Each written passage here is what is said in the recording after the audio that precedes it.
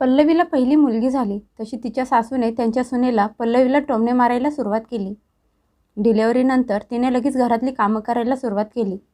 त्यामुळे तिचं ऑपरेशन खराब झालं. ती दिवसभर वेदनेत तळमळत असायची. एक दिवस पल्लवीच्या आई नातीला आणि मुलीला बघायला तिच्या सासरी आल्या. मुलीची अवस्था बघून त्या तिला त्यांच्यासोबत माहेरी घेऊन गेल्या. सासूने त्यांच्या मुलाला रवीला फोन करून सांगितलं की तुझी बायको माहेरी निघून गेली आहे आणि जाताना म्हणाली की मी काही तुमचे काम करण्याचा ठेका घेतला नाही. हे ऐकून रवी रागाने लाल झाला आणि सरळ त्याच्या सासरी गेला. पण समोरचे दृश्य बघून त्याच्या डोळ्यांवर विश्वास बसत नव्हता. कारण उठ महाराणी, किती वाजले? सगळ्यांसाठी नाश्ता बनव. घरातली सगळी कामं तशीच पडली आहेत. मुलगी जन्माला घालून काही कोणावर उपकार केला नाहीस. अशी नाजूक होऊन बसलीस, जणू किती मुलांना जन्माला घातला आहेस. आमच्याकडून हे क्लिअर आहे. मुलगी जन्माला घातली आहेस म्हणून आम्ही तुझे नखरे उचलणार नाही. पल्लवी तिच्या लहान मुलीला झोपून स्वतः झोपणार होती. तेवढ्यात तिची सासू रत्नाताई तिच्या डोक्यावर येऊन उभ्या राहिल्या. त्यांच्या आवाजात नाराजी आणि कठोरपणा स्पष्ट दिसत होता. दुपारचे 2 वाजले होते आणि बाहेर कडक ऊन असल्यामुळे फॅन चालू असून पण खोलीत गरम होत होतं. पल्लवीचं शरीर अजून पण डिलिव्हरीमुळे अशक्त होतं. ती रात्रभर मुलीला सांभाळत होती. सकाळी उठून घरातली कामं करत होती आणि आत्ता दुपारी मुलीला झोपून स्वतः कुठे झोपायला गेली. तेवढ्यात तिच्या सासूचा आवाज ऐकून ती उठली. तिच्या सासूचे वागणे सुरुवातीपासून असं नव्हतं. जेव्हा त्यांना समजलं होतं की पल्लवी आई होणार आहे, त्या तिची खूप काळजी घ्यायच्या. तिच्या खाण्यापिण्याकडे लक्ष द्यायच्या. त्या सारख्या बोलत असायच्या की माझ्या घरचा वारस येणार आहे. त्या खूप गर्वाने आजूबाजूंच्या बायकांना सांगायच्या की माझ्या मुलाला पहिला मुलगाच होणार आहे. पण देवाने त्यांना नात दिली आणि त्यांचं वागणं पूर्णपणे बदलून गेलं. पल्लवीने याबद्दल तिच्या आईला काही सांगितलं नाही. तिला असं वाटलं की हळूहळू सगळं पहिल्यासारखं होईल. शेवटी ही मुलगी पण त्यांच्याच रक्ताची आहे. त्या कधीपर्यंत तिच्यापासून लांब राहू शकतात? रवीला सुट्ट्या खूप कमी मिळत असायच्या. पल्लवीच्या डिलिव्हरीनंतर 3ऱ्या दिवशी तो कामावर परत गेला. जाताना बायकोला म्हणाला होता, थोड्या महिन्यांचा प्रश्न आहे, त्यानंतर तो परत येईल. पण तो गेल्यानंतर घरातलं वातावरण बदलून गेलं. डिलिव्हरीमध्ये ऑपरेशन झाल्यामुळे शरीरात खूप वेदना होतात. थकवा जाणवतो. आराम करायची गरज असते. पण पल्लवीच्या डिलिव्हरीनंतर काही दिवसच झाले होते आणि तिच्या सासूने तिला घरातली कामं करायला सांगितली. पल्लवीने गपगुमान घरातली कामं करायला सुरुवात केली. त्रास होत होता, दुखत होतं, पण तिने तोंडातून एकही शब्द काढला नाही. आता तर ती बाळाला सांभाळत दिवसभर घरातली कामं करत होती. तिला आराम करायला अजिबात वेळ मिळत नव्हता. तिचं बाळ दूध पिण्यासाठी, झोपण्यासाठी रडत असायचं. मग पल्लवी त्याला उचलून घ्यायची, शांत करायची, दूध पाजून झोपवायची आणि मग परत घरातल्या कामाला लागत असायची. ही सगळी तिची हिंमत होती. केवढं दुखत असताना पण ती सहन करत घरातली सगळी कामं करत होती. त्यात अजून उन्हाळ्याचे दिवस होते. तिच्या ऑपरेशनचे टाके ओढले जात होते, दुखत होते. तरी पण काही तक्रार न करता ती घरातली कामं करत होती. 10व्या दिवशी दवाखान्यात टाके तोडायला गेली तर डॉक्टरांनी तिच्या टाक्यांची झालेली अवस्था बघून तिला ओरडले आणि विचारलं की डिलिव्हरीनंतर आराम केला नाही का? कुठले भारी काम करत आहे का? पल्लवीजवळ त्यांच्या प्रश्नाचं उत्तर नव्हतं. ती मान खाली घालून उभी राहिली. डॉक्टरांनी बजावून सांगितलं की ऑपरेशन नंतर जास्त काम करू नका, आराम करत जा, नाहीतर जखम खराब होईल, त्यात इन्फेक्शन होईल. त्यांनी काही औषधं लिहून दिली. पल्लवी घरी आल्यावर तिच्या सासूने औषधं आणायला पैसे द्यायला नकार दिला.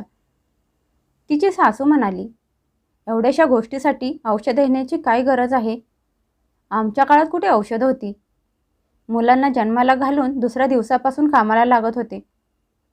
तिच्या सासूने न तिला औषधं खायला दिली आणि नाही आराम करून दिला. त्याचा दुष्परिणाम असा झाला की काही दिवसातच पल्लवीच्या टाक्यातून रक्त आणि पू यायला लागला. तिचे टाके जोरात दुखायचे. कधीकधी तर ते दुखणं तिला सहन व्हायचं नाही आणि तिच्या डोळ्यातून पाणी यायचं. पण ती कुणाला काही बोलत नव्हती, कारण तिला माहीत होतं की या घरात तिचा त्रास दुःख समजून घेणारं कोणीही नव्हतं. तरी पण ती दिवसरात्र घरातली कामं करत राहिली. कधी कधी पाहुणे आले तर त्यांचा पाहुणचार पण तिला करायला लागायचा. ती रात्रभर वेदनेत तळमळत असायची. दुखत असल्यामुळे झोप लागत नव्हती, तरी पण उठून दुसऱ्या दिवशी काम करायला लागत असायचं. कधी कधी मुलीला कुशीत घेऊन तिचा निरागस चेहरा बघून तिच्या डोळ्यातून पाणी यायचं आणि ती तिला आवळून मिठी मारायची. एक दिवस ती मनातल्या मनात देवाची प्रार्थना करत म्हणाली, देवा, मुलींना तर घरची लक्ष्मी बोललं जातं ना, मग माझ्या मुलीच्या नशिबात हे दुःख का लिहिलंस? तिची आजी तिचा एवढा का तिरस्कार करते? देवा, माझ्या सासूच्या मनात माझ्यासाठी आणि माझ्या मुलीसाठी प्रेम जागं होऊ दे. रवी दुसऱ्या शहरात नोकरी करत होता. तो गेल्यानंतर मुश्किलीने 1-2 वेळा त्याच्याशी पल्लवीचं बोलणं झालं होतं, ते पण सासू समोर असताना. रवीच्या मनात पण आता पहिल्यासारखं प्रेम राहिलं नव्हतं. तो त्याच्या आईचं सगळं ऐकत असायचा आणि त्याची आई दिवसरात्र त्याचे कान भरत असायची.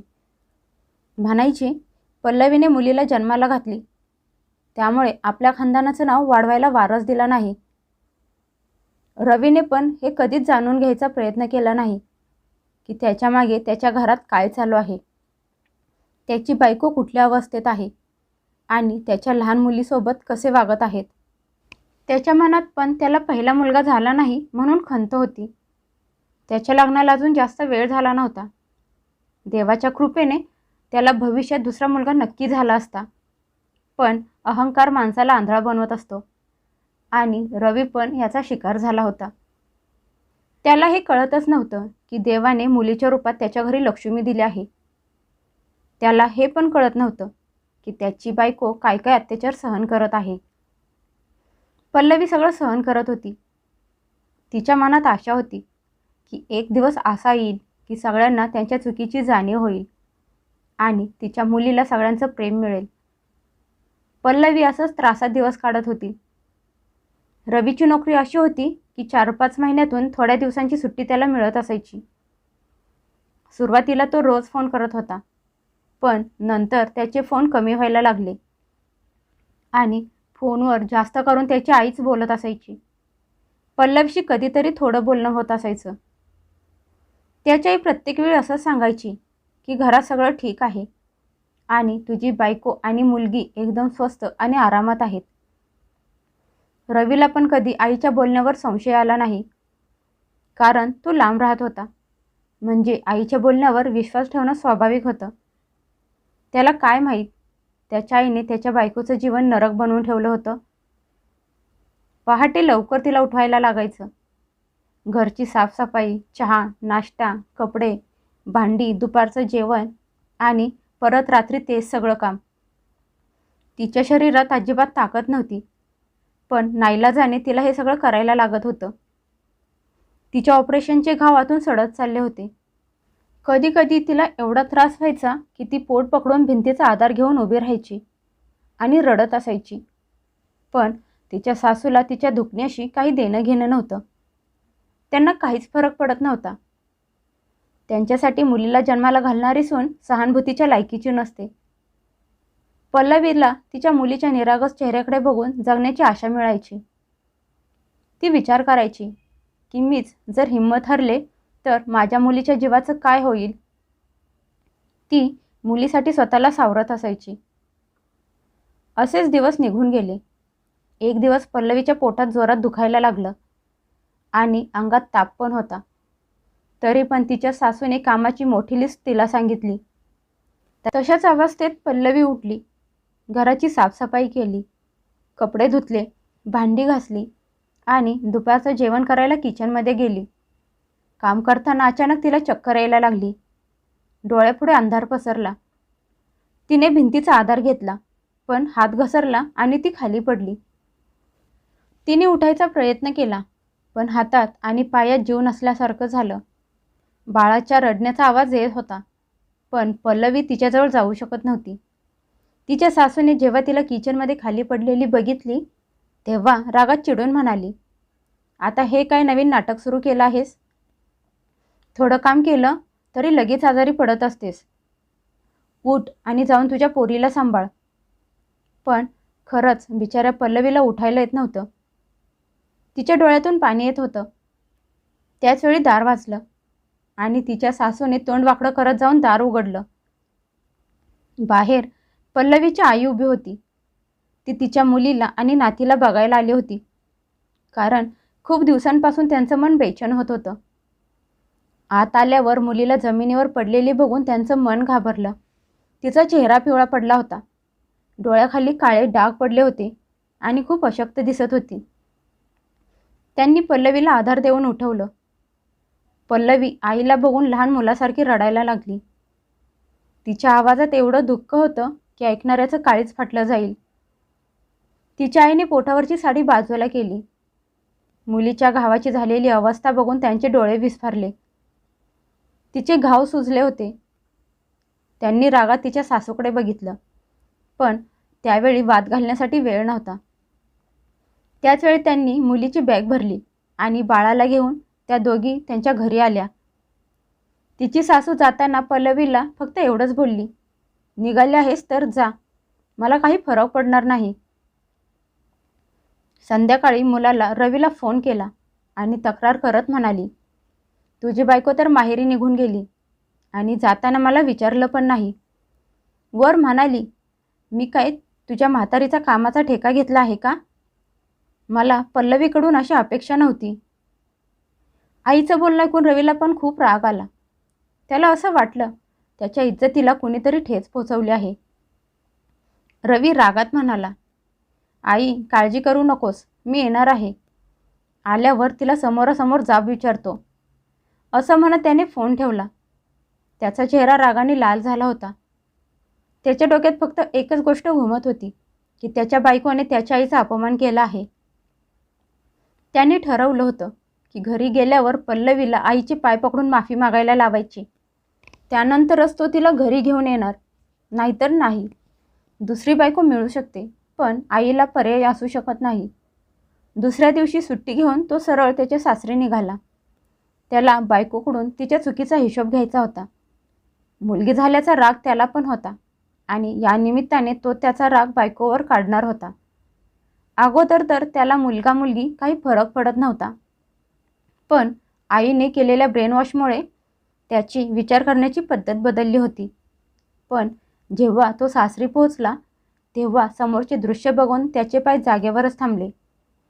घरात औषधांचा वास पसरला होता. पल्लवी अर्धमेली बेडवर झोपलेली होती. तिचा चेहरा पिवळा पडला होता. खूप अशक्त झाली होती. श्वास खूप हळूहळू चालू होता. तिची लहान मुलगी तिच्या बाजूला झोपलेली होती.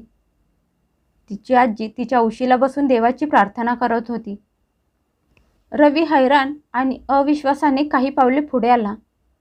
त्याला विश्वासच बसत नव्हता की ही तीच पल्लवी आहे जी काही महिन्यांपूर्वी त्याच्या घरात हसत बोलत होती. त्याने थरथरत्या हाताने तिच्या डोक्याला हात लावला. तिला खूप ताप आला होता.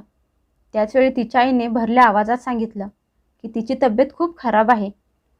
तिच्या आईने सांगितलं की तिचा घाव सडला आहे आणि त्याचं इन्फेक्शन सगळ्या अंगात पसरायला लागलं आहे. डॉक्टर म्हणाले की वेळेवर तिच्यावर उपचार झाला नाही म्हणून असं झालं आहे. हे ऐकून रवीच्या काळजात कोणीतरी चाकू खुपसल्यासारखं झालं. त्याच्या मनात एका क्षणासाठी पण हा असला विचार आला नव्हता. खरी हकीकत अशी पण असू शकते. त्याचवेळी डॉक्टर घरी आले. त्यांनी रवीला तिचे रिपोर्ट दाखवले आणि सगळी हकीकत सांगितली. रिपोर्ट बघून त्याला आईचं बोलणं आठवायला लागलं की पल्लवी एकदम स्वस्थ आणि ठीक आहे. आज त्याला समजलं होतं की तो किती गैरसमजात जगत होता. त्याचवेळी पल्लवीने डोळे उघडले. रवीला समोर बघून चेहऱ्यावर हसू आलं, पण क्षणात दुःखात बदललं. तिने मुलीकडे बघितलं आणि रवीकडे बघून काहीतरी बोलणार होती. तेवढ्यात रवीने मान खाली घातली आणि तिचा हात पकडून म्हणाला, पल्लवी मला माफ कर, माझ्याकडून चूक झाली. असं म्हणत तो रडायला लागला. मी तुझं बोलणं ऐकलं नाही आणि आईच्या बोलण्यावर डोळे झाकून विश्वास ठेवला. पल्लवीला काहीतरी बोलायचं होतं, पण ती त्या स्थितीत नव्हती. तिचा श्वास कमी व्हायला लागला. तिने शेवटचं तिच्या मुलीकडे बघितलं. जणू मुलीला मन भरून बघायचं होतं आणि तिचा श्वास कायमचा बंद झाला. घरात भयान शांतता पसरली. तिची आई जोरजोरात रडायला लागली. रवीच्या हातातून पल्लवीचा हात कायमचा सुटला. त्या क्षणी रवीला जाणीव झाली की त्याचा संसार कायमचा संपला आहे. पल्लवीचा अंतिम संस्कार केला आणि नंतर हळूहळू एक एक सत्य त्याच्या समोर यायला लागलं. शेजारच्या लोकांनी सांगितलं की तो नसताना त्याची आई पल्लवीसोबत कशी वागत होती. डिलिव्हरीनंतर तिला सुखाचा एक क्षण पण भेटला नाही. डॉक्टरांचा रिपोर्ट पण त्याच्या हातात होता. त्यात स्पष्ट लिहिलं होतं की इन्फेक्शन निष्काळजीपणामुळे आणि जास्त मेहनतीमुळे पसरलं आहे. प्रत्येक गोष्ट ऐकून रवीच्या मनात पश्चाताप वाढत होता. त्याला जाणवलं होतं की त्याने आयुष्यातली सगळ्यात मोठी चूक केली होती. जर त्याने एकदा माघारी येऊन डोळ्यांनी सत्य बघायची मेहनत घेतली असती तर कदाचित त्याची बायको पल्लवी आज जिवंत असती.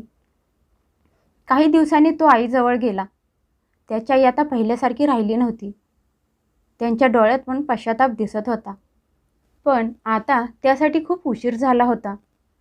रवीने आईकडे एक नजर बघितलं आणि फक्त एवढंच म्हणाला, आई, तू माझं आयुष्य बर्बाद केलंस. असं म्हणत तो तिथून निघून गेला आणि त्याची आई त्याला दारातून बाहेर जाताना बघत राहिली.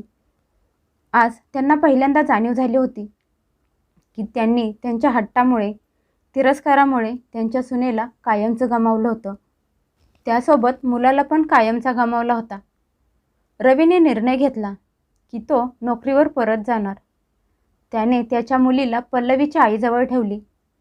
जाताना त्याने मुलीला उचलून घेतली आणि तिच्या डोक्यावर प्रेमाने हात फिरवला आणि नंतर तिला आजीच्या जवळ दिली. त्यानंतर त्याचं आयुष्य त्याच्यासाठी एक शिक्षा बनली. रात्री झोपताना त्याला विचार यायचा, जर त्यावेळी त्याने बायकोची साथ दिली असती तर कदाचित आज सगळं वेगळं असतं. आता नाही पल्लवी होती, ना तिचं हसणं होतं. फक्त कधी न संपणारा पश्चाताप होता. दुसरीकडे त्याची आई घरात एकटी बसून विचार करत असायची की त्यांनी त्यांच्या चुकीमुळे सुनेला गमावले आहे आणि त्यासोबत मुलाचा विश्वास पण. पल्लवी गेल्यानंतर रवीचं आयुष्य भकास झालं होतं. त्याला बायकोची लाचारीने भरलेली नजर झोपून द्यायची नाही. त्याला प्रत्येक क्षणी याची जाणीव व्हायची की मी आईच्या बोलण्यावर डोळे झाकून विश्वास ठेवला नसता तर आज माझं आयुष्य उजाडण्यापासून वाचलं असतं. वेळ पुढे चालली होती. रवी त्याच्या मुलीला भेटायला त्याच्या सासरी यायचा. त्याची मुलगी 5 वर्षाची झाली होती. तिचे डोळे पण तिच्या आईसारखे चमकदार होते. एक दिवस दुपारी तो मुलीसोबत बसला होता. कुणीतरी दार वाजवलं. त्याने दार उघडलं तर समोर एक म्हातारी बाई फाटक्या साडीत आणि खूप कमजोर दिसत होती. रवीने नीट लक्ष देऊन बघितलं तर ती त्याची आई होती. ज्या आईने हट्टामुळे आणि अहंकारामुळे हसत्या खेळत्या सुनेचा जीव घेतला होता, आज तीच आई वेड्यासारखी भटकत होती. त्यांच्या डोळ्यात आता पहिल्यासारखं गर्व नव्हता तर पश्चाताप होता. त्यांना त्यांच्या नातीला एकदा मिठी मारायची होती, जिचा त्या मुलगी होती म्हणून तिरस्कार करत होत्या. त्यांनी नातीला हात लावायचा प्रयत्न केला. तसं रवीनं त्यांना थांबवलं आणि म्हणाला, आई, ज्या नातीला तू रक्त मानायला नकार दिला होतास, मग आज तिच्याशी नातं जोडायला कशासाठी आले आहेस? त्याच्या आईने रडत माफी मागितली. पण रवीचं मन आता दगडाचं झालं होतं. रवीने त्याच्या आईला त्या सगळ्या गोष्टीची आठवण करून दिली. त्या कशा पल्लवीसोबत वागल्या होत्या. त्याने आईला घरात घेतलं नाही. म्हणाला, ज्या घरात माझ्या बायकोला एक क्षण पण आराम मिळाला नाही, मग हे घर तुला तरी कसा आराम देऊ शकतं? रवीने नोकरी सोडली आणि गावातच मुलींसाठी एक शाळा सुरू केली. त्याची मुलगी आता त्याच शाळेत शिकत होती. आजीसोबत राहून मोठी होत होती. रवीची आई देवळाच्या बाहेर बसून त्यांच्या नातीला लांबून बघत असायची. पण तिच्याजवळ जाण्याची त्यांच्यात हिंमत होत नव्हती. आता दोघा मायलेकरांच्या आयुष्यात एकमेकांपासून लांब राहण्याची शिक्षा आणि कधी न संपणारा पश्चाताप होता.